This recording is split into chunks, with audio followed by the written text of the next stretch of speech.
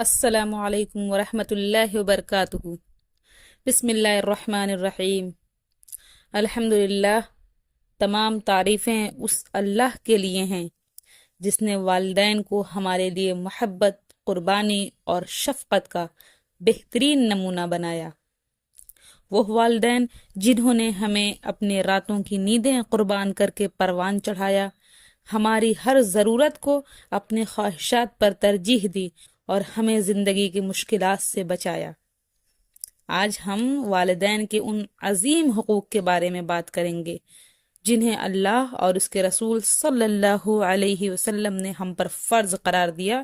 وہ حقوق جن کا ادا کرنا نہ صرف ہماری زندگی کو برکتوں سے بھر دیتا ہے بلکہ ہمارے لیے جنت کے دروازے بھی کھول دیتا ہے۔ آج کے موضوع کا آغاز ایک سوال سے کرتے ہیں۔ آج ہم سب اپنی زندگیوں میں اتنے مصروف ہیں، اپنے معاملات، اپنی مصروفیات میں اتنے مگن ہیں کہ ہم والدین کے حقوق کو بھولتے جا رہے ہیں۔ کیا ہم نے کبھی غور کیا ہے کہ ہمارے والدین نے ہمارے لیے کیا کیا قربانیاں دی ہیں اور ان کے ہم پر کیا حقوق ہیں؟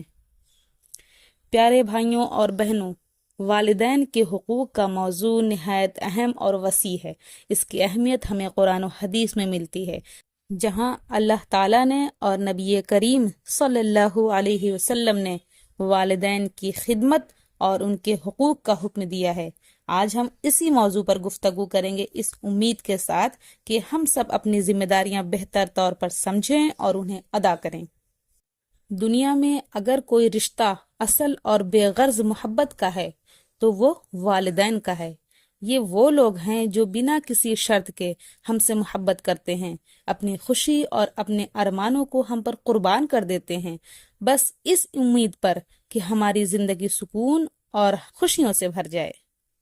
ماں وہ ہستی ہے جو اپنے لہو سے ہمیں سینے سے لگاتی ہے، اور باپ وہ سپاہی ہے جو ہمارے مستقبل کے لیے اپنی محنت اور آرام کا نذرانہ قربان کرتا ہے۔ والدین کی قربانی اور ان کی عزت ہمارے لیے صرف ایک ذمہ داری نہیں ہے بلکہ ہمارے دل کا قرض ہے جو ان کی عزت اور محبت میں ادا کیا جاتا ہے۔ اللہ تعالیٰ نے قرآن مجید میں کئی مقامات پر والدین سے اچھا برتاؤ کرنے کا حکم دیا ہے۔ اس بارے میں چند آیات بھی آپ سماعت فرمائیے۔ اللہ تعالیٰ فرماتے ہیں وَاعْبُدُوا اللَّهَ وَلَا تُشْرِكُوا بِهِ شَيْئًا وَبِالْوَالِدَيْنِ إِحْسَانًا، اور اللہ کی عبادت کرو اور اس کے ساتھ کسی کو شریک نہ بناؤ اور والدین سے اچھا سلوک کرو۔ اس آیت میں اللہ تعالیٰ نے سب سے پہلے اپنا حق ذکر فرمایا، اور وہ ہے صرف اسی کی عبادت کرنا اور اس کے ساتھ کسی کو شریک نہ بنانا۔ اس کے بعد والدین کا حق ذکر فرمایا اور وہ ہے ان سے اچھا برتاؤ کرنا۔ پھر اس کے بعد رشتہ داروں، یتیموں، مسکینوں، مسافروں اور پڑوسیوں وغیرہ کا حق ذکر کیا۔ یہ اس بات کی دلیل ہے کہ اللہ تعالیٰ کے حق کے بعد سب سے اہم حق والدین کا ہے، اور حقوق العباد میں سب سے مقدم حق ماں باپ کا ہے۔ اللہ تعالیٰ کا فرمان ہے قُلْ تَعَالَوْا أَتْلُ مَا حَرَّمَ رَبُّكُمْ عَلَيْكُمْ أَلَّا تُشْرِكُوا بِهِ شَيْئًا وَبِالْوَالِدَيْنِ إِحْسَانًا۔ آپ ان سے کہیے کہ آؤ میں تمہیں پڑھ کر سناؤں تمہارے رب نے تم پر کیا کچھ حرام کیا ہے، اور وہ یہ باتیں ہیں کہ اس کے ساتھ کسی کو شریک نہ بناؤ اور یہ کہ والدین سے اچھا سلوک کرو۔ اس آیت میں اللہ تعالیٰ نے محرمات کا ذکر فرمایا اور ان میں سب سے پہلے شرک کو حرام قرار دیا، پھر والدین سے حسن سلوک کا حکم دے کر ان کی نافرمانی کرنے اور انہیں اذیت پہنچانے کو بھی حرام قرار دیا۔ تو اس سے آپ اندازہ لگا سکتے ہیں کہ والدین سے بدسلوکی کرنا اللہ تعالیٰ کے یہاں کتنا سنگین جرم ہے۔ اور اسی طرح سے اللہ تعالیٰ کا ایک اور فرمان ہے، سورہ بنی اسرائیل کا میں ترجمہ آپ کے سامنے پیش کر رہی ہوں۔ اور آپ کے رب نے فیصلہ کر دیا ہے کہ تم اس کے علاوہ اور کسی کی عبادت نہ کرو اور والدین کے ساتھ بہتر سلوک کرو۔ اگر ان میں سے کوئی ایک یا دونوں تمہارے سامنے بڑھاپے کی عمر کو پہنچ جائیں تو انہیں اف تک نہ کہو اور نہ ہی انہیں جھڑکو، اور ان سے احترام کے ساتھ بات کرو، اور ان پر رحم کرتے ہوئے انکساری سے ان کے سامنے جھک کر رہو، اور ان کے حق میں دعا کیا کرو کہ اے میرے رب ان پر رحم فرما جیسا کہ انہوں نے رحمت و شفقت کے ساتھ مجھے بچپن میں پالا تھا۔ اللہ تعالیٰ کے اس فرمان میں متعدد باتیں انتہائی توجہ کے قابل ہیں۔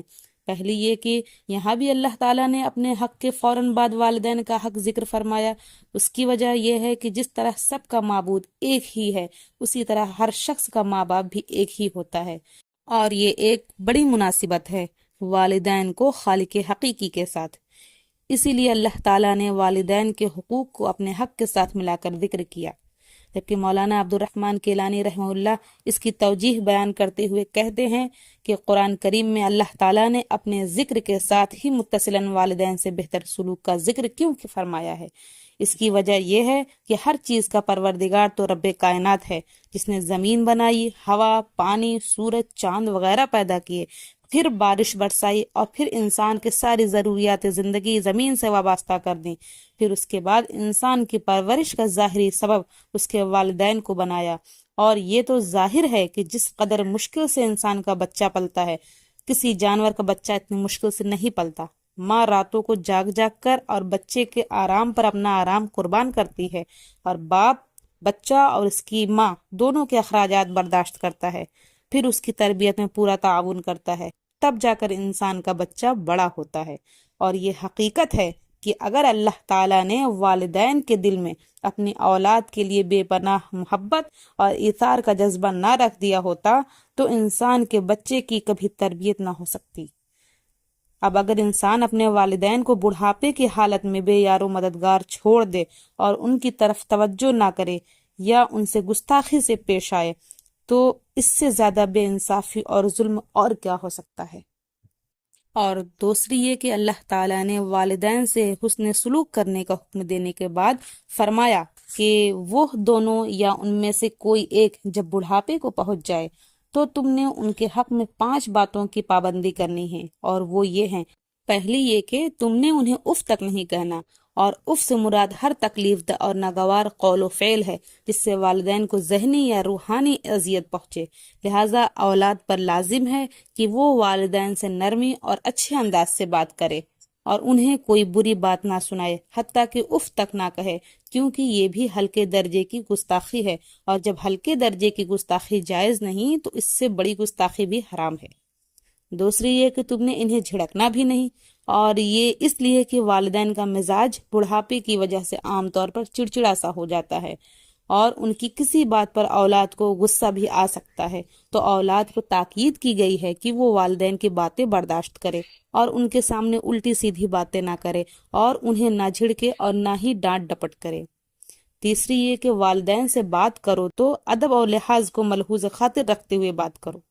چوتھی یہ کہ والدین پر رحم اور ترس کرتے ہوئے ان کے سامنے عاجزی ان کے ساری کے ساتھ جھک کر رہو۔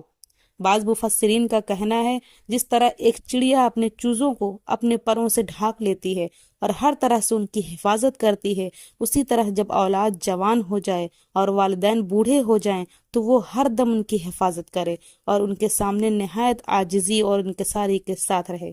پانچویں یہ کہ ان سے اچھے برتاؤ کے ساتھ ساتھ ان کے لیے دعا بھی کرتے رہو کہ اے میرے رب ان پر رحم فرما، جیسا کہ انہوں نے محبت و شفقت کے ساتھ بچپن میں میری پرورش کی۔